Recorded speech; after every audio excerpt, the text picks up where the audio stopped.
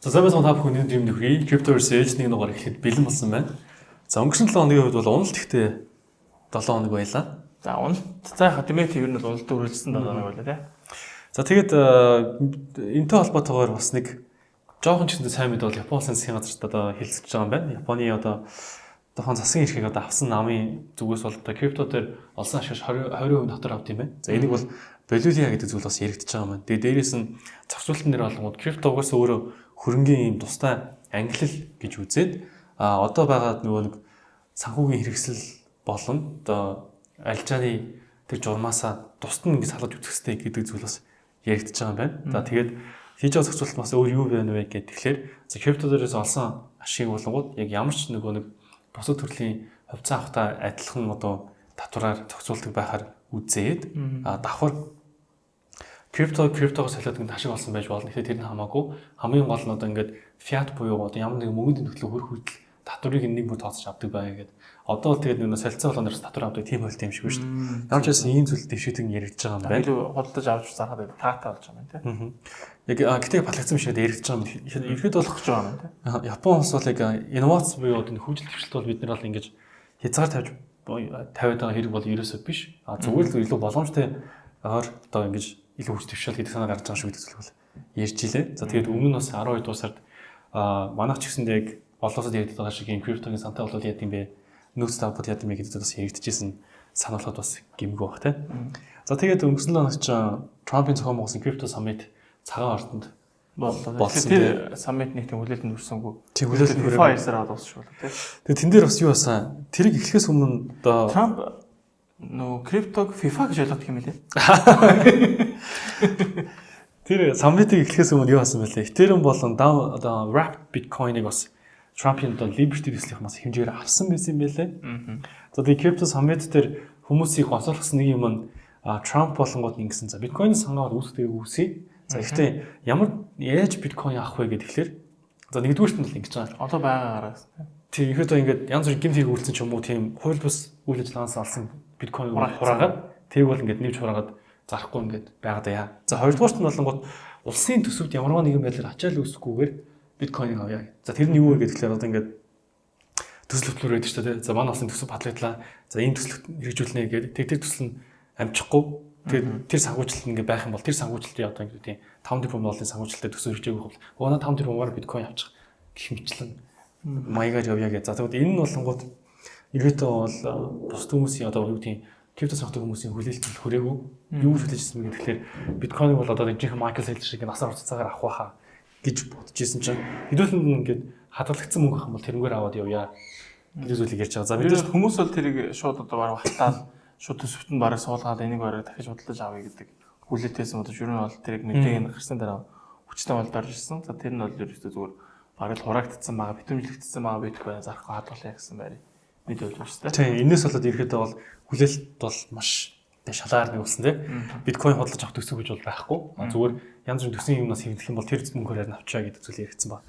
За тэгээд өөр нэг зүйл нь болонгууд CoinGecko-гийн зүгээс гарсан нэг сонирхолтой мэдээ яасан. За одоо бол энэ мем coin-уудыг бүгдийг нөхцөн гэж хэлж болно. Гэхдээ надад ч юм бол юу шүү SK-ийн зургаатай учраас буцаа амилнаа гэдэг зүйлийг бол ярьсан байлээ. Immortal-тай гэж ярьж илээ. За тэгээд юунаас үүдэлтэй ийм зүйл болвоо гэхэлэр ер нь нэг ингээд Libra гэдэг одоо Haver Millie дээр аргентины ерөнхийлөгч тэр meme coin гараад одоо хөрөнгө оруулалтыг лөөрцснээс одоо юу гэдэг Rugpal гэдэг юм хийгдсээс хойш meme coin-ы одоо ингээд итвэх тэд сум pump fund дээр бол бүр 90% унсан гэж байгаа.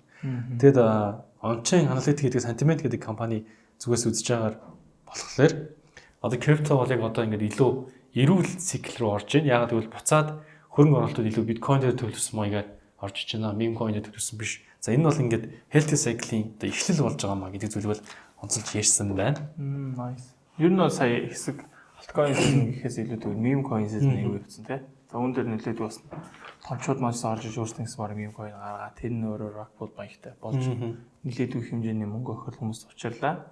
Одоо тийм ч бас илүү нэг чанартай healthy маягаар бол явсан гот тий. Яг зөв.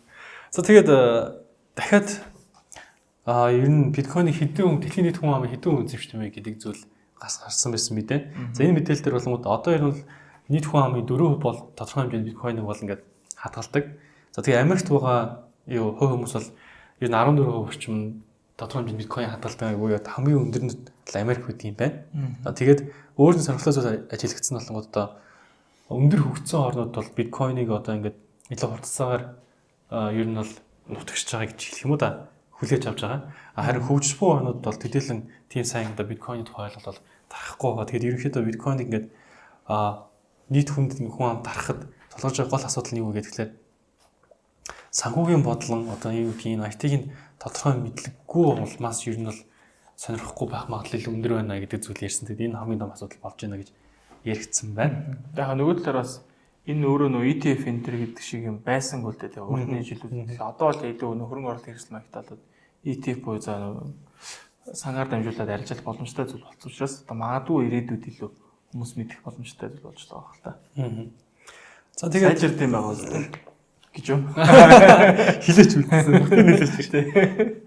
Тэгээд DeFi төслүүдээс Bear Chain болон Unichain гэдэг төслүүд шинээр гарч байгаа төвлөсөн бус төслүүд дундаас хамгийн хурцтай олон төвч чадсан төслүүд болж волюм нэмсэн төслүүд байлээ. За тэгэхээр хэрвээ та төвлөсөн бус төсөл авах бол Bear болон Unichain төслүүдийг сонирхож үзээрэй.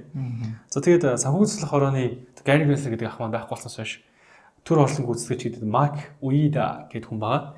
За энэ хүн бол ирээд юу хийсэн бэ гэхээр криптогийн одоо тийм компаниудыг заавал ингээд бирж гэж бүртгүүлэхийг одоо ингээд болиулаа зогсоо. Одоо л ирэхэд криптогийн жилийн үйлчлэгээ явуулдаг компаниуд бүгдийг тийм бирж шиг бүртгэл авч хийдэг юм байна л да. Тэгвэл олон нийтээс ирж байгаа шүүмжлэлтэй холбоотойгоор бас хэрэгцээгүй үйл ажиллагаа гэж үзээд энийг бол болио гэдэг зүйлийг бол ярьсан юм байна. За Антони Помполино гэдэг одоо Twitter гэдэг хүмүүс бол мэдэх бах. За өөрөө бас хувийн подкаст Twitter гэж байхгүй л та. XX. За энэ дээр байгаа хүн юу ч хэлсэн бэ гэхээр энэ хүний үнцгий их гоё байсан.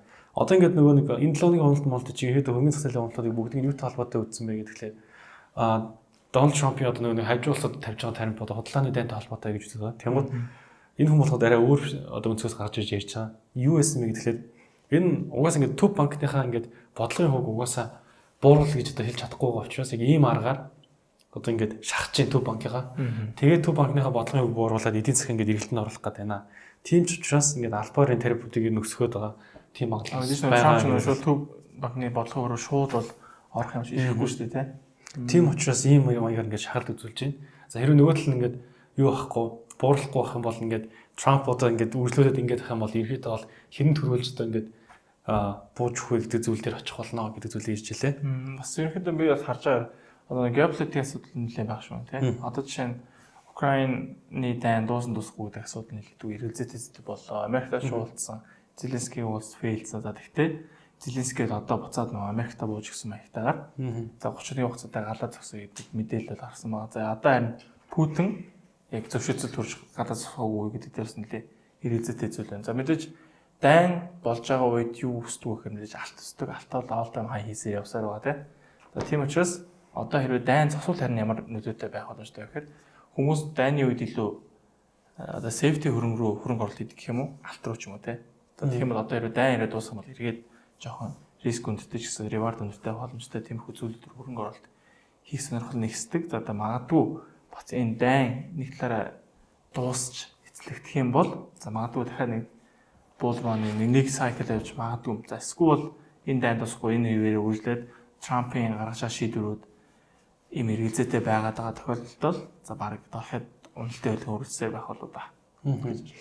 За тэгээд XRP, Solana, Litecoin, Dogecoin ETF өсөлтүүд төр бол Америкийн одоо SEC одоо үн цасны хороо бол хойшлуулах шийдвэр гаргасан байгаа. Ямар нэг шийдвэр гаргаагүй зүгээр хойшлуулсан байгаа хэлцэх асуудлаа. Тэгэхээр энэ бас угаасаа ойлгомжтой байх, нэлээд хойшлуулагдах байх. Ер нь хойшлуулж хамгийн сүүлийн хугацаанд дээр л шийдвэр нь гардаг да тий. Тэгээд юу басан энэ логт Sidekick гэдэг Sidekick Labs-ийн төслий дээр бас airdrop-ын даалгаврууд нэлээд явж байгаа шиг үлээ. Та тэгээд airdrop нөхдөг бол тэр төслийг сонирхож үзээрэй. Atomistic хийдэг хүмүүс бас хэд нэг хоёр төсөл байна. Claim их боломж олгоцсон байлээ. Та тэгээд Atomistic гэдэг бол тэднийг бас сонирхож өөрөө airdrop авах хэрэгтэй coin байвал тэрийг хүлээж аваарай. За ингээд миний хөрөх мэдээлэл одоо битүүр хөрөх мэдээлэл болно дуусч байна. За ингээд та бүхэн крипто дээр ялж яхарал Binance Space сонгож арилж байгаарай. За 20% шимтгэл яаж хөнгөлөх урдны дугаард сайхан тайлбарлчихсан байгаа. За Forex-ээс сонсчвол XM болон Emotic-сан брокер хамт ажиллаж байгаа. За доороо бол ингээд бүртгэх юм бол тодорхой хэмжээний брокеруудын урамшуул танд олгогдно. За өөрийнхөө дансаар биш.